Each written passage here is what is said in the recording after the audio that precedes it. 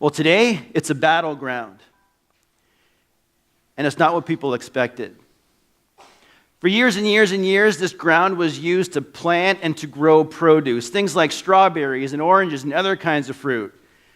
But most of all, the land was known for its olives. It's a wonderful farmland, a place, really, when we think of farmland, it's like a big, beautiful garden. And this was no different.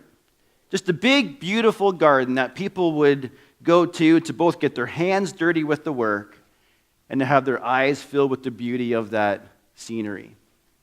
Just a big, beautiful garden. But for farmers who are farming land along the border of Israel today, things have changed quite a bit. In 2014, Israel launched attacks against an Islamic group called Hamas. And though those tensions were around for a long time, present and growing for years and years and years and years, it was at this time when their beautiful gardens became a place of war. A step towards peace, perhaps,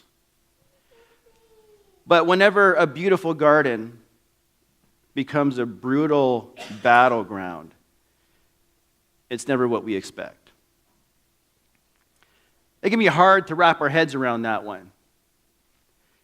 Hard to understand, easy to confuse. And from here, all the way in Canada, and they're all the way over there in Israel, very easy to dismiss as well.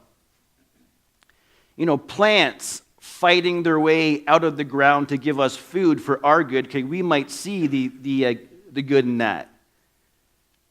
But it's hard to see enemies fighting on that same ground would even come close to anything like that. We wonder if it ever could. Because how does a beautiful garden become a brutal battleground? When that happens, it's not what we expect. So maybe that's why Jesus' disciples in the Garden of Gethsemane just kept falling asleep. In John 18, verse 2, it tells us that Jesus would often go to the garden called Gethsemane with his disciples. And it was a place of solace and solitude. It was a place to escape the crowds. It was a place to be refreshed and to be physically restored. Because it was a beautiful garden. It wasn't a battleground. No, like tomorrow, okay, that's when the battle is supposed to happen. Tomorrow, because tomorrow, okay, that's when Jesus Christ is going to go to the cross and lay down his life for lost sinners separated from God and win the battle. Okay, tomorrow, okay, but that's tomorrow. Okay, that's when the battle is going to begin. Tomorrow. No. The battle is going to begin today in a beautiful garden. And this battle is going to be intense, brutal, bloody, necessary, in a garden. And in that garden, we also learn a lot about who this Jesus was. He teaches us a lot about him. And it can teach us a lot about ourselves as well. Because we can approach this beautiful garden just like the disciples did. When they arrived there that night, Jesus used battle language with them. He didn't say, hey, just wait over there and have a nap. That's not what he said. He said, watch and pray. They were put on alert. This is battle language that Jesus is using. And yet, time and time again, because, hey, it's a beautiful garden, the disciples kept falling asleep. Nothing to see here yet. Nothing's really happening here yet. And they missed so much of the truth of who Jesus was. And so today, we're going to go to the beautiful garden. And we're going to understand what it really was that evening. A brutal battleground. And through that, we're going to learn so much about who Jesus was and what he did for us. So turn with me to Mark chapter 14.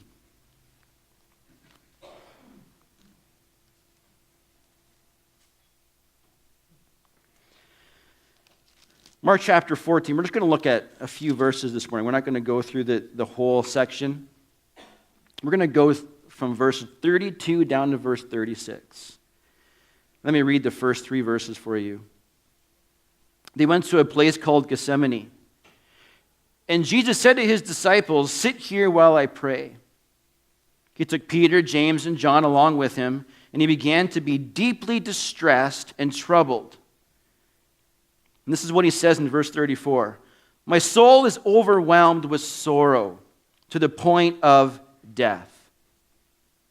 He said to them, "Stay here, keep watch." The beautiful garden was a bloody battleground that night. And in the battleground of Gethsemane, Jesus felt some things that point to this. Jesus felt abandonment in Gethsemane. And we can see in these first 3 verses that there's an intense inner turmoil going on in Jesus' life. In verse 33, it says, he began to be deeply distressed. That's what my translation says. Your translation may use different words, but deeply distressed. What that means is that he was shocked by something. So think about that. Okay, Jesus is shocked by something, which seems strange. I mean, he is God. But he's shocked by something that's going to happen. And then it continues. He's not just deeply distressed, but he is troubled. Something has overcome him with horror. That's what that verse means, that word means. He is shocked by something that is overcoming him with horror. And then verse 34 continues with this statement. "My soul is overwhelmed with sorrow." That word soul is where we get our word psyche from. Psyche. And that describes really our inner self-conscious life where we are aware, where we're self-aware. And what Jesus is being made self-aware of is this intense inner turmoil happening in his life. Something shocking, something horrific. How bad is it? How bad is it? Well, what does he say? "My soul is overwhelmed with sorrow to the point of death." To the point of what? Death.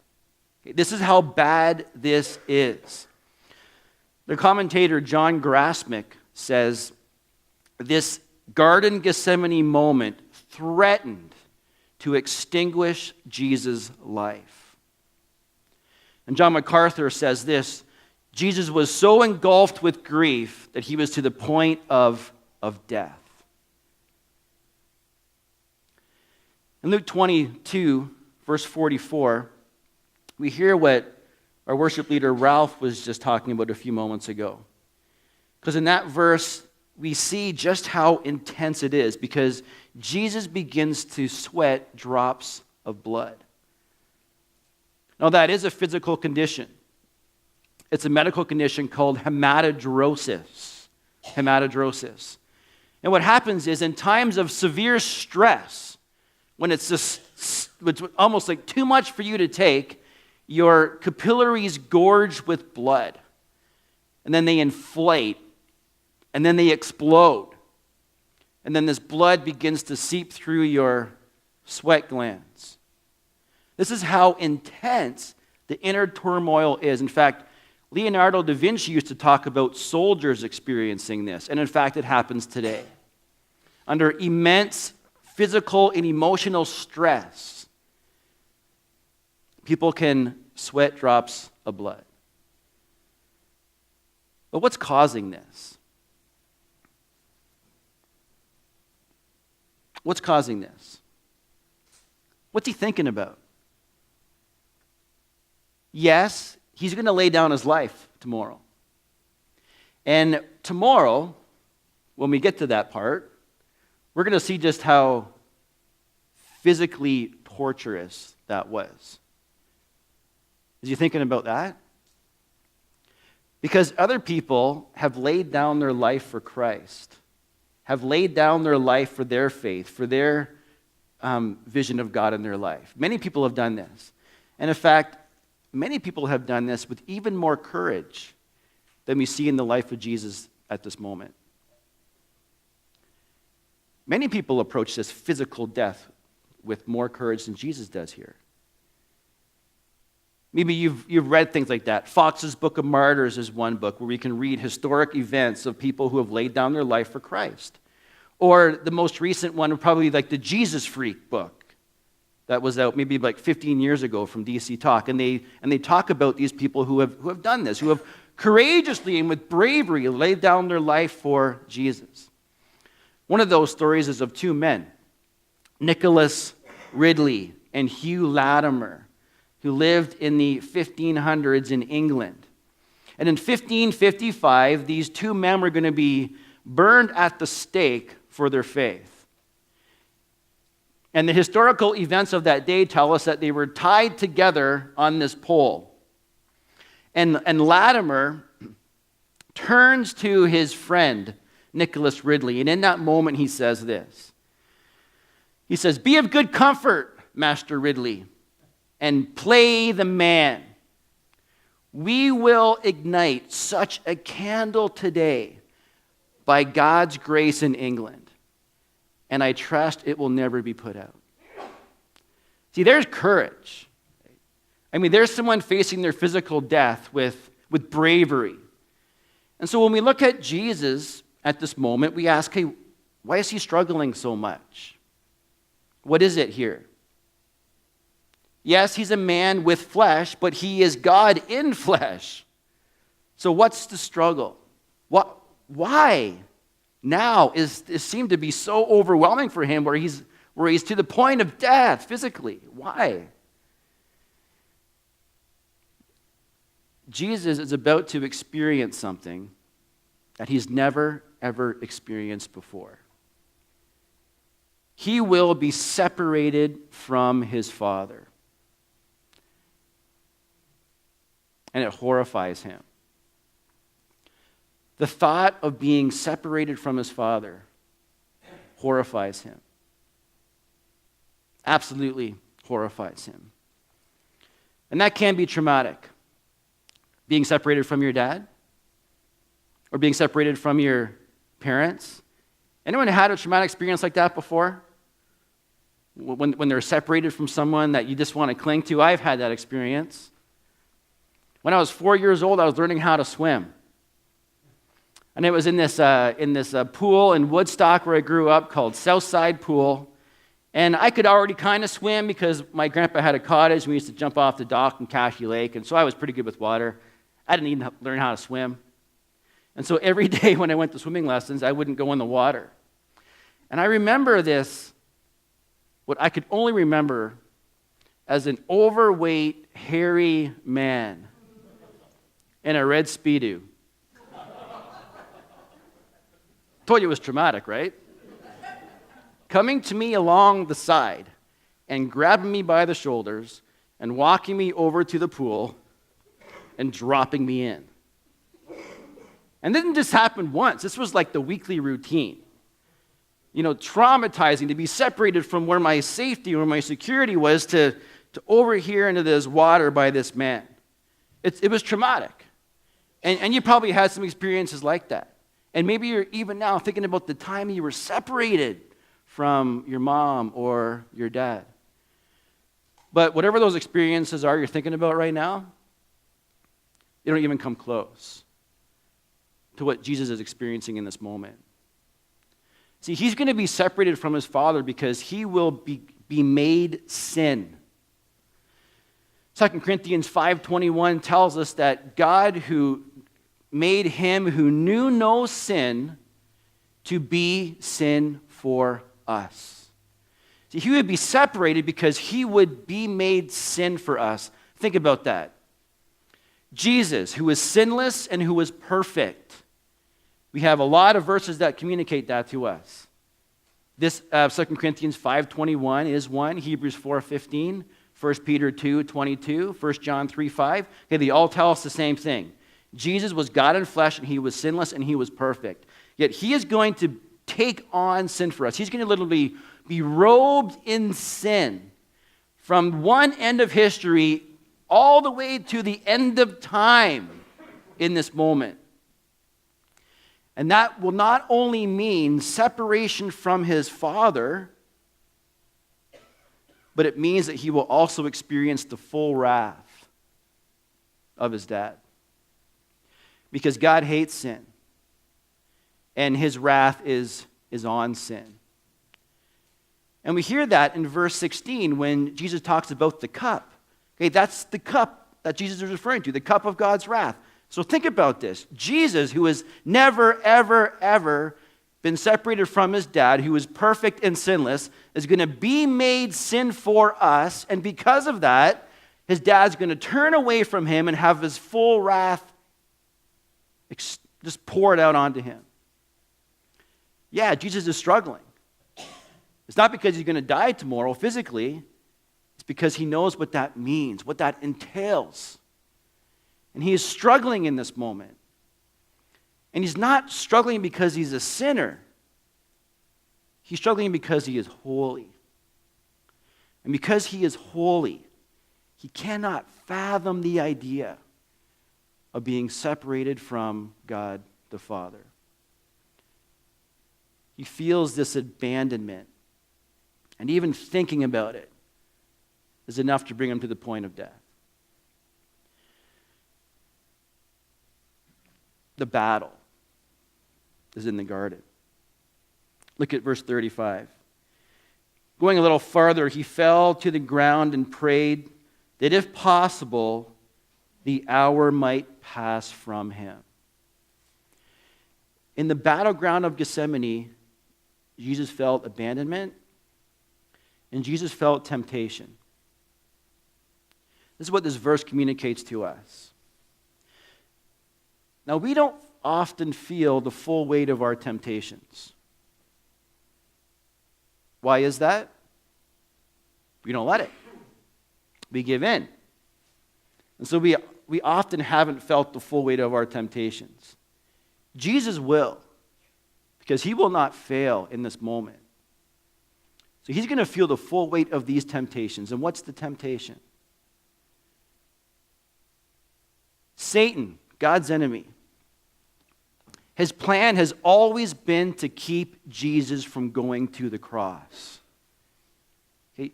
Satan's plan has always been to keep heaven empty by ensuring that this cross, this rescue plan never happened. And so Satan's temptation to Jesus throughout his whole life has been just to not do that. Don't go to the cross. You don't have to do this. And we see that from the beginning of his life all the way to the end. When Jesus began his ministry at the age of 30, we read in Matthew 4 that he goes out into the wilderness. And what happens there? He's tempted, right? And who tempts him? Satan. And Satan tempts Jesus with a number of things during this exchange. And in Matthew 4, verse 9, one of the temptations is this. Satan brings Jesus to a high cliff. And he looks over all what's described as the kingdoms of the world. And Satan's pointing these out. And he looks at Jesus and says, you can have all that. You can have all of it. All you got to do is bow down and worship me. You know what he's saying there? He's saying, you can get the world another way. You don't got to go to the cross. You don't got to do that. There's a much easier way here. You do not have to do that. The temptation in Jesus' life from Satan was don't do the cross. Just don't go there. You don't have to. There's an easier way. In Matthew 16, when Jesus is walking with his disciples, for the first time in that relationship, Jesus tells his disciples of this plan, of him having to die. In Matthew 16:22, Peter speaks up. Now we know Peter, right? I mean, I had a grade 6 librarian teacher named Mrs. Armstrong, and she used to always accuse us of this thing called verbal diarrhea. You know, so when we were too loud, she would say, "You have verbal diarrhea," and she would yell at us. Well, that's kind of like Peter. Like Peter's always just talking without thinking things through. And so in Matthew 16:22, Peter turns to Jesus and says, no way. That's not going to happen. He actually uses the word never. This is never going to happen. And what does Jesus say to Peter? Get behind me, Satan. Because that's Satan's plan, to keep Jesus from going to the cross. He never wanted Jesus to die. He wanted him to live. And so all that we would ever get was death. He wanted Jesus to live so no one else could experience that. That's why John 8:44, he's described as a liar and a murderer. And so in this moment in Gethsemane, no doubt, Satan is coming to tempt him one more time. You don't have to do this. You don't have to do this. There's an easier way. And yet we have to be careful just how far we take this temptation thing with Jesus. Jesus was 100% man, but good theology also teaches us this. He was 100% God. And so God cannot be tempted. James 1:13 very clearly tells us that God cannot be tempted. So Jesus as God is not being tempted. But Jesus as the man, as 100% man, is feeling every ounce of this temptation. He's feeling the full force of it. And so his request was what? If possible, the hour might pass from him. His desire as a man is that maybe these circumstances could change. And so we have this tension between God's desires and the circumstances to see them through. Timothy Keller, in his book called The King's Cross, an incredible book, helps us justify this tension between desire and difficult circumstances. Because sometimes there's friction between the two. There's a gap between what our desires say we want and actually what the circumstances say are going to happen. And so when you have this gap between desire and circumstances, there's two choices that we can make. If your desires don't add up to the circumstances because they're hard and they're not going to be fun, then the first option is to change the circumstances or attempt to. But if the circumstances will not change, like it is what it is, then the second option is to detach from our desires, or in a sense, just go numb. Some people do this in other scenarios. I mean, life is hard, it's difficult, and so you just see them detached. They almost like just go numb from their feelings. And there's a problem with this one. The problem is that if you detach from your desires, you also detach from your ability to love someone. And God is love. That's one of the ways that he's described to us. God is love. And so when Jesus came as God in flesh, he came to show that love. And so guess what? He can't not love us. So option number 2 of detaching from his desires isn't going to work here. And so in this moment, Jesus opts for option number 1. I came to love the world. And yet, it's a difficult circumstance. So could we change this? Could we change the circumstance? That's what he's saying. If this hour could please just pass from me. And how is Jesus having this conversation? With prayer. In this time of agonizing temptation, Jesus is going to prayer. And it's during prayer, that's the weapon he's going to use. Okay, he uses prayer because why? Because he will not give in. He absolutely will not give into this because God cannot fail us, and he never will. But Jesus in Gethsemane, he's feeling this battle, the full force of this temptation. But there's one final thing that Jesus feels, and it's the most important. In verse 36, Jesus says this, "Abba, Father," he said, "everything is possible for you. Take this cup from me. Yet, not what I will, but what you will." Take this cup. I don't want to feel your wrath. But not what I will, what you will. Jesus uses a term of intimacy in talking to his Father. Actually, in the languages, it's very strange to see this word here. The word Abba is the word daddy. See, we can have a father figure, and we can have a dad. I remember a few years ago in this church, there was a family who had moved away in the last maybe 7 or 8 years ago. And the husband had married his wife who had a son.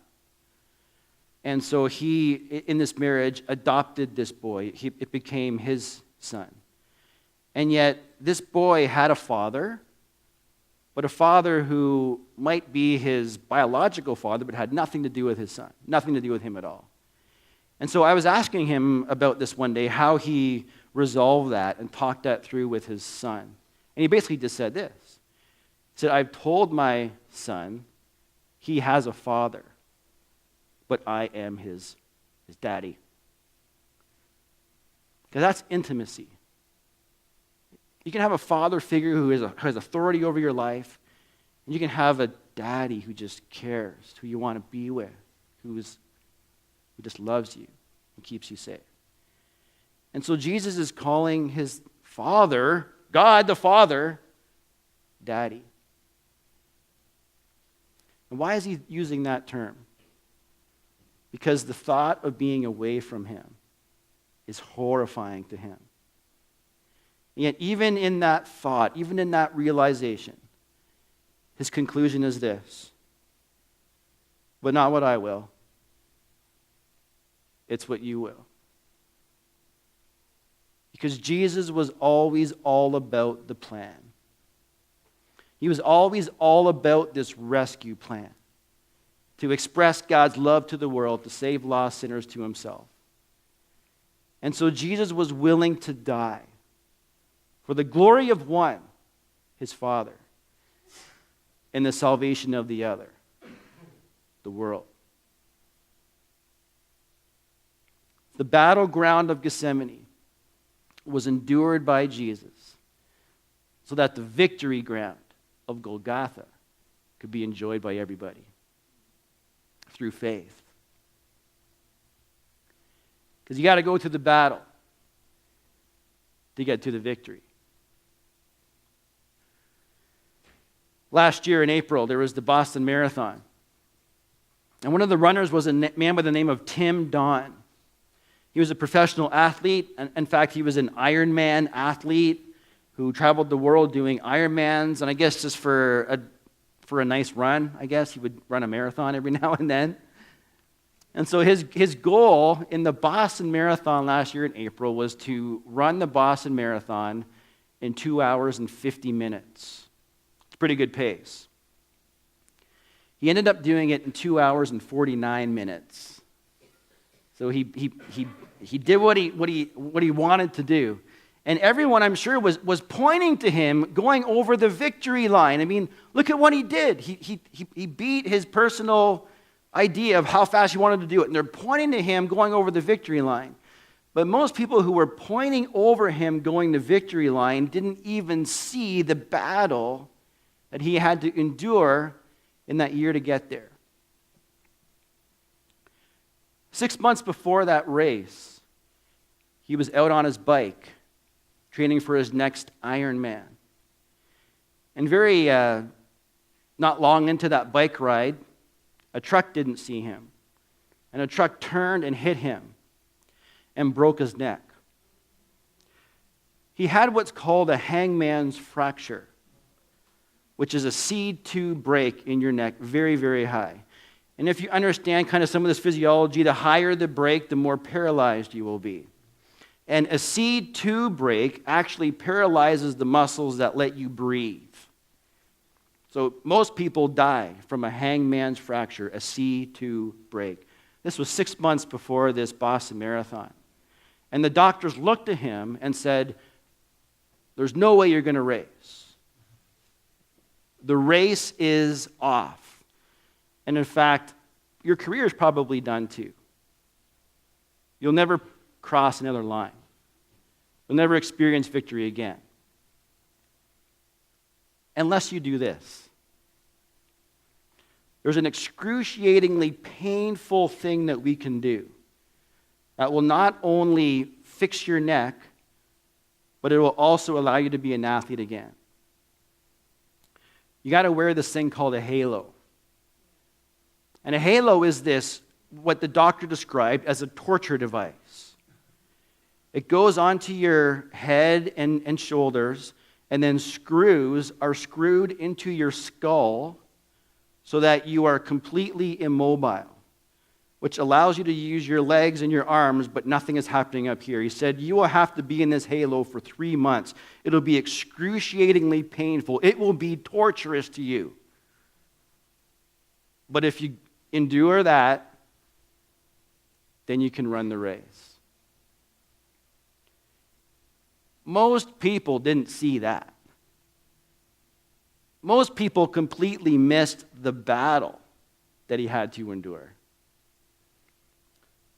But it was a battle that he had to endure to be able to cross that victory line.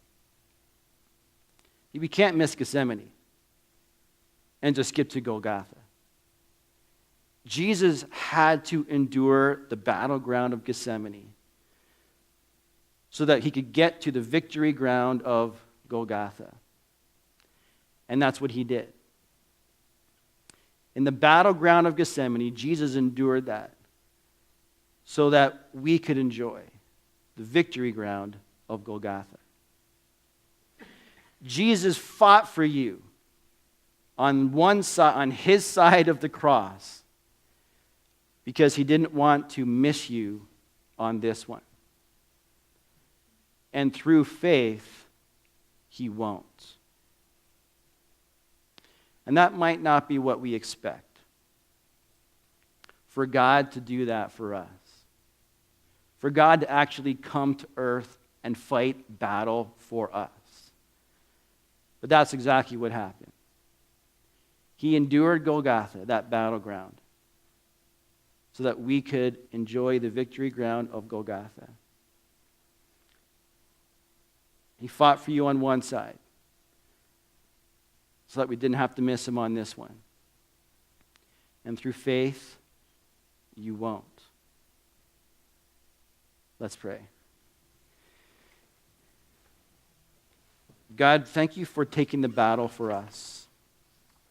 As we begin to think about Easter, man, we often think that's the cross. I mean, that's the battle. But your word teaches us that Gethsemane is where that all began. Gethsemane. That's where you wrestled through what was going to happen. That's when you struggled with the plan of being separated from your Father. That's when the stress hit you and almost killed you. And yet you would not fail us. And so you endured Golgotha. You went through that. And then you resolved in yourself to keep to the plan. To keep to what God had always said is the plan. Because you wanted to, one, you wanted to glorify your Father. And you wanted to die for the salvation of mankind, of the world. So we thank you that you get God today. Now we don't have to miss you. We can enjoy this salvation when we come to you by faith. And while that may feel like a bit of a battle to many of us, and there's some little things that we might have to fight our way through, that fight is only to see you because that ultimate victory has been won. God, I pray today that we wouldn't miss this like the disciples did. But we would see you for all that you were and all that you did for us, beginning in that garden. Yes, that beautiful garden became a brutal battleground. And yet what that garden grew, was something that we can all experience today through having faith in what you've accomplished for us and you alone. And so we thank you for that. Thank you for fighting the battle for us.